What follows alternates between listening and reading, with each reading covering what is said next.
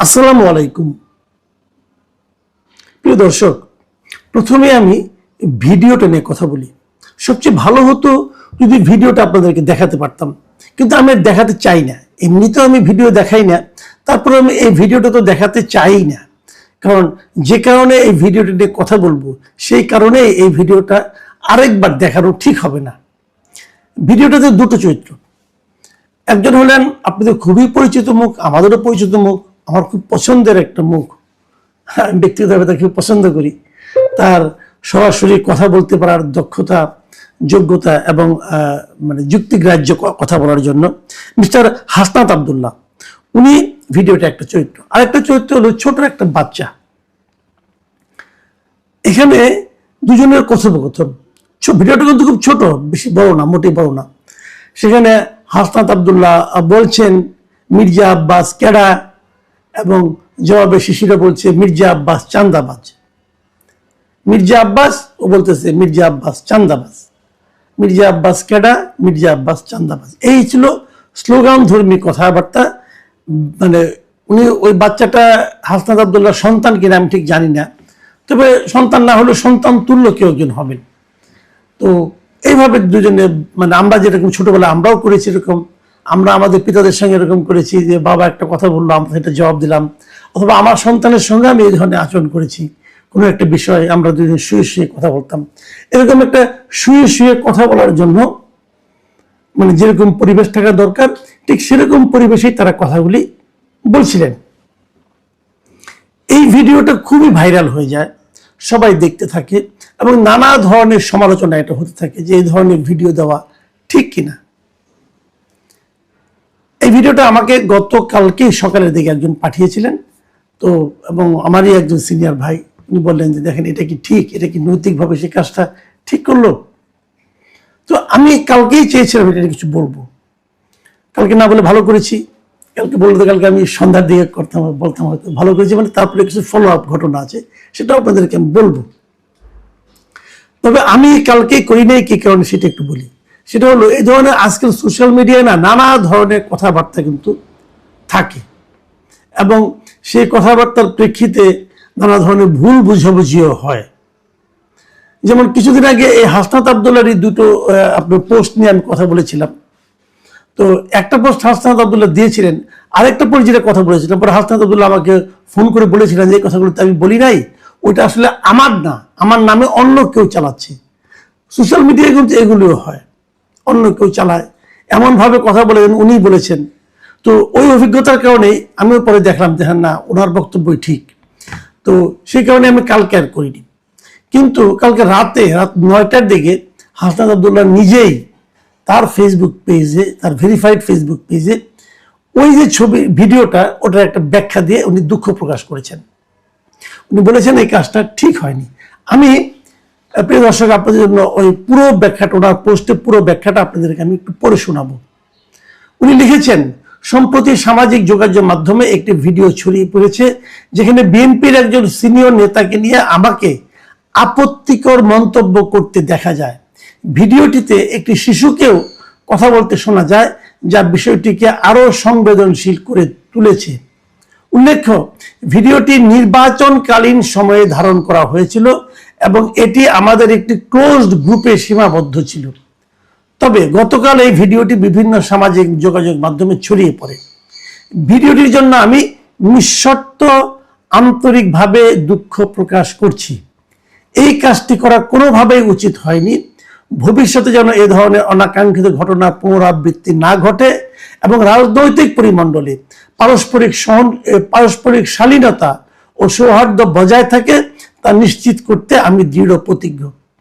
ফ্যাসিবাদ উত্তর রাজনীতিতে ব্যক্তিগত আক্রমণ, ঘৃণা বা বিদ্বেষ ছড়িয়ে রাজনৈতিক সৌহার্দ্য ও পারস্পরিক শ্রদ্ধাবোধ নষ্ট করার সংস্কৃতিকে আমরা কোনোভাবেই সমর্থন করি না। সুস্থ, সহনশীল ও দায়িত্বশীল রাজনৈতিক চর্চাই সবার প্রত্যাশা। আমার কাজের জন্য আমি আবারও দুঃখ প্রকাশ করছি।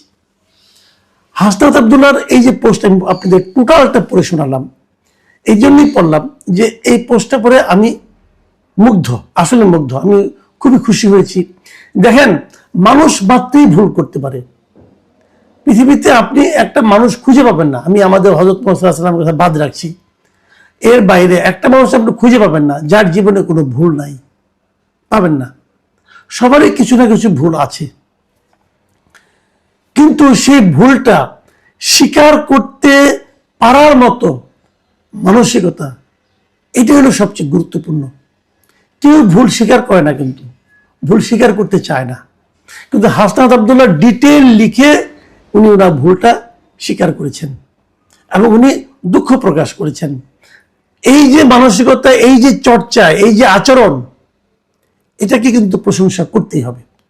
আমি সেই ওনার সেই যে পোস্ট যেটা আছে, সেই পোস্টটা আমি দেখেছি এবং দেখার পর সেখানে আমি এটাও দেখেছি যে সেখানে কতগুলি মানুষ রিয়াকশন দিয়েছে, কতগুলি মানুষ কমেন্ট করেছে। আপনি শুনলে অবাক হবেন, আমি ম্যাক্সিমাম কমেন্টগুলো পড়েছি। আমি দেখেছি প্রায় এখানে যে 3 লাখ মানুষ এটাকে দেখেছে এবং মানে রিয়াকশন দিয়েছে এবং 22,700 মানুষ এখানে কমেন্ট করেছে। এই মানে কমেন্টটা, ওরা পোস্টটা 3000 শেয়ার হয়েছে, মানে একটা বিশাল অনেক লোকের ইনভলভ হয়েছে এবং ম্যাক্সিমাম রিয়াকশনগুলি কিন্তু পজিটিভ রিয়াকশন। আমি কিছু কমেন্ট পড়ার চেষ্টা করেছি, সবগুলি কমেন্টে যে জিনিসটা নাকি কমন ছিল, প্রায় কমেন্টে, অধিকাংশ কমেন্টে, সেটা হলো এই যে দুঃখ প্রকাশ করা, নিজের ভুলের জন্য ক্ষমা চাওয়ার যে প্রবণতাটা, যে কালচারটা, সবাই কিন্তু এটাকে প্রশংসা করেছেন এবং সবাই বলেছেন আপনি আগামী দিনেও এই চর্চাটা অব্যাহত রাখবেন। এই যে কথাটা বলছে, একজন লোক ভুল করেছে, ভুল স্বীকার করেছে, সবাই হুমড়ি খেয়ে সেখানে প্রশংসা করছে কেন? অথবা আমি বা কেন ওনার একটা ভুল স্বীকার নিয়ে একটা কন্টেন্ট করতে যাচ্ছি, সেই ব্যাখ্যাটা একটু করতে চাই। আসলে আমাদের এখানে ভুল স্বীকারের কোনো কালচার নাই। কিছুদিন আগে আমরা দেখেছি আমাদের যোগাযোগ মন্ত্রী মিস্টার রবিউল আলম রবি, শেখ রবিউল আলম রবি, উনি কিন্তু চাঁদাবাজি নিয়ে একটা কথা বলেছিলেন। উনি বলেছিলেন এটা চাঁদা এবং চাঁদা নেওয়া এবং চাঁদাবাজি নাকি এক না, আপোষে নিলে সেটা চাঁদাবাজি নয়, এরকম নানা রকম কাহিনী। এটা উনি ব্যাখ্যা দিতে, পরের দিন আবার উনি এমনভাবে কথাটা বলেছেন যে ওনাকে আবার পরের দিন ব্যাখ্যা দিতে হয়েছে এবং সেই ব্যাখ্যা কি সবার কাছে গ্রহণযোগ্য হয়েছে? আমার কাছে হয় নাই, অন্যদের কাছে কি হবে? কারণ উনি আগের দিন কি বলেছেন সেটা তো আমি নিজেই শুনেছি, ওটা তো ভিডিও এখনো আছে, উনি ব্যাখ্যা দিয়েছেন। এবং তারপরে উনি আবার দেখলাম গতকালকে আবার সেই একই কথা রিপিট করছেন। উনি আবারও বলছেন যে চাঁদাবাজির পক্ষে ওনার বক্তব্য উনি দিচ্ছেন, চাঁদার পক্ষে দিচ্ছেন বক্তব্য। এখন এই যে জিনিসটা, উনি কিন্তু ওনার এই ভুলটাকেই সত্য প্রমাণ করার জন্য উঠে পড়ে লেগেছেন। আমরা এরকম আগেও দেখেছি অনেক পলিটিক্যাল লিডার একটা কথা বলে ফেলেন, পরে বলেন কি আমার কথা ভুল ব্যাখ্যা করা হয়েছে। আর আমি ব্যাখ্যা করার কি আছে, ভিডিও চালাইছে, আপনি কি বলেছেন সেটা ভিডিও আমরা দেখেছি, তো ভিডিও যেন ব্যাখ্যা কি করলাম, ওর তো ব্যাখ্যা করার কোনো সুযোগ নাই। এরকম অনেক উদাহরণ আপনি পাবেন। এর মধ্যে আমরা অন্তর্বর্তীকালীন সরকারের সময় দেখেছি, তারপরে দেখেছি, তার আগে দেখেছি, পলিটিক্যাল লিডাররা ভুল স্বীকার করেন না। ভুল মানুষের হতে পারে এবং ভুল স্বীকার করাটাই মানবিক। যদি কেউ ভুল স্বীকার না করে তাহলে সে নিজেকে আর মানুষ মনে করে না, নিজেকে মহামানব বা আনব মনে করে অথবা ফেরেশতা মনে করে। ভাই, মহামানব অথবা ফেরেশতা সাজার চেষ্টা করেন না, মানুষ থাকেন। মানুষ থাকলে মানুষ আপনাকে আপনার কাছের লোক মনে করবে, এটুকু হাসনাত আব্দুল্লাহ প্রশংসা। এখন আরেকটা পয়েন্ট একটু কথা বলি। এই যে দৃশ্যটা আমি দেখেছি, ওই বাচ্চাটার হাতে কিন্তু একটা খেলনা পিস্তল ছিল, পিস্তলের মতো ছিল, ওটা খেলনা কিনা যায় না, খেলনাই হবে, একটা খেলনা পিস্তল ছিল। এবং খেলনা পিস্তল হাতে উনি যখন বলতেছেন হাসনাত আব্দুল্লাহর কথার প্রেক্ষিতে, তখন কি এই বাচ্চাটাকে কিন্তু এক ধরনের, আমার কাছে মনে হয়েছে এক ধরনের অ্যারোগেন্সি শেখানো হচ্ছে। আমাদের বাচ্চাকে কিন্তু আমরা এইভাবে মানুষ করব না। আমি যারই বাচ্চা হোক, আমি হাসনাত আব্দুল্লাহকে বলবো আপনার এটা রিয়াকশন হয়েছে, আপনি বলেছেন এটা আপনি নির্বাচনকালীন ওই টাইমটাতে আপনি এটা কাজটা করেছেন, নির্বাচন হয়ে গেছে তাও প্রায় আজকে 3 সপ্তাহ প্রায় হয়ে গেছে। কিন্তু তো এতদিন কিন্তু পরে যখন এটা ভাইরাল হয়েছে তখন আপনি বুঝতে পারছেন আপনি এটা ভুল করছেন। যখন আপনি সমালোচনার মুখে পড়ছেন তখন আপনি বুঝতে পারছেন এটা ভুল করেছেন। যে বাচ্চাটাই আপনার সঙ্গে এই বাক্যালাপে অংশ নিচ্ছিল, সে বাচ্চাটা কি জানে যে কাজটা ভুল ছিল তার? সে বাচ্চাটা কিন্তু জানে না। সে বাচ্চাটা কিন্তু এই ধরনের ধারণা নিয়েই বড় হতে থাকবে। তার শিক্ষা কিন্তু এটাই হবে যে হাতে একটা পিস্তল নিয়ে বলতে হবে ও চাঁদাবাজ, ও ঘুষখোর, ও মদখোর, এগুলি বলতে থাকবে। এখন এই প্রবণতাটাকে আপনি এতদিন কেন করেন না? এতদিন আপনি ওই বাচ্চাটাকে অথবা ওই বাচ্চার মাকে অথবা এদেরকে কি আপনি যে ভুলটা ফেসবুকে স্বীকার করলেন, সেই ভুলটাকে ওদের কাছে স্বীকার করেছেন যে বাবা এই কাজটা তোমার বলা ঠিক হয় নাই, আমরা ওনাকে চাঁদাবাজ বলবো না? এটার আবার আরেকটা ঝামেলা আছে। আরেকটা ঝামেলা কি আছে, যে এই যে আপনি বললেন যে ভিডিওটির জন্য আমি নিঃশর্ত আন্তরিকভাবে দুঃখ প্রকাশ করছি, এই কাজটি কোনোভাবে করা উচিত হয়নি, এই যে কথাটা বললেন, কোন কাজটা করা উচিত হয়নি এটা একটু আমি বুঝতে চাই। মানে মির্জা আব্বাসকে চাঁদাবাজ বলা উচিত হয়নি, নাকি মির্জা আব্বাসকে চাঁদাবাজ আমি বলতে পারবো, ক্লোজ গ্রুপে বলতে পারবো, কিন্তু এটাকে আমি পাবলিক করতে পারবো না, অথবা ভিডিও করলেও সেই ভিডিও ছড়িয়ে দিতে পারবো না, এটা ঠিক হয়নি? কোনটা? এটা কিন্তু আমার একটা বেসিক পয়েন্ট। এখন প্রশ্ন হচ্ছে যে আপনি যে বলেছেন মির্জা আব্বাস চাঁদাবাজ, যদি নির্বাচনের সময় হয়ে থাকে, তাহলে এই কথাটা কিন্তু আপনার যে সহকর্মী, আপনার দলের যে আরেকজন লোক মিস্টার নাসিরউদ্দিন পাটোয়ারি, উনিও কিন্তু নির্বাচনে প্রচারণা করার সময় সমানে বলে গেছেন। যদি আপনার বলা ঠিক না হয়ে থাকে, তাহলে ওনার কি বলা ঠিক হচ্ছে? তখন যে তার বললো, তখনও তো ওনার এই বক্তব্য সব শিশু কিশোর সবাই শুনেছে, তো ওইটা কি ঠিক ছিল ভাই? এই ব্যাখ্যাটা কিন্তু খুব জরুরি।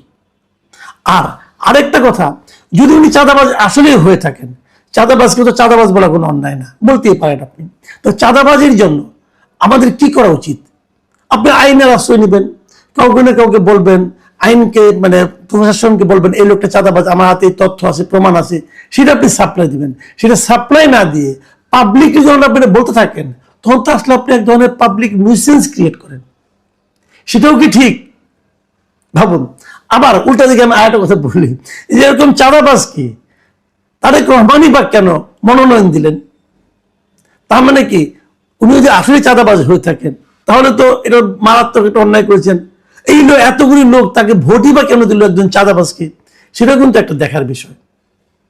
কাজে আমার বক্তব্যটা হলো যে মানুষের সমালোচনা করাই যায়, নানা বিষয়ে আপনি সমালোচনা করতে পারেন, কিন্তু সমালোচনার ভাষা যেন সংযত হয়, এবং সেই ভাষা আপনি যখন ক্লোজ ডোরে বলবেন, বন্ধু বান্ধবের মধ্যে বলবেন, তখনও যেন সংযত থাকে। যদি তখন সংযত রাখতে না পারেন, তো পরবর্তীতে কিন্তু আপনি ভুল করতে পারেন। যেমন এই বাচ্চার সঙ্গে আপনি ভুলে বলে ফেলেছেন, ওটা কিন্তু অভ্যাসের কারণে বলেছেন।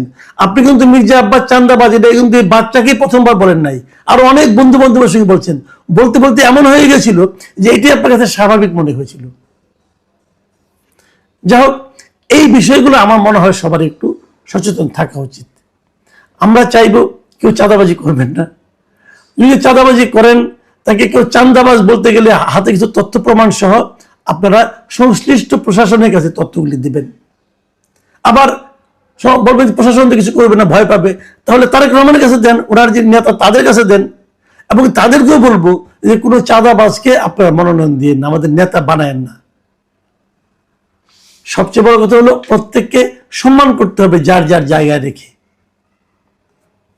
প্রিয় দর্শক, মির্জা আব্বাস চাঁদাবাজ কি চাঁদাবাজ না, এটা কিন্তু একদিনের ব্যাপার না। উনি অনেক দিন ধরে রাজনীতি করেন, অনেক দিন ধরে রাজনীতি যে লোক করে সে চাঁদাবাজ, তারপরে তার লোকে ভোট দেয়, একটু কেমন যেন হয়ে গেল না? একটা মানুষের অনেক রকম ভুল থাকতে পারে, যেমন হাসনাত আব্দুল্লাহর আছে, হয়তো মির্জা আব্বাসেরও আছে, কিন্তু এইভাবে সুইপিং কমেন্ট, সেটাও কি ঠিক? এগুলি নিয়ে আমাদের একটু ভাবতে হবে। আপনারা ভাবুন। এখন এই পর্যন্তই। আল্লাহ হাফেজ।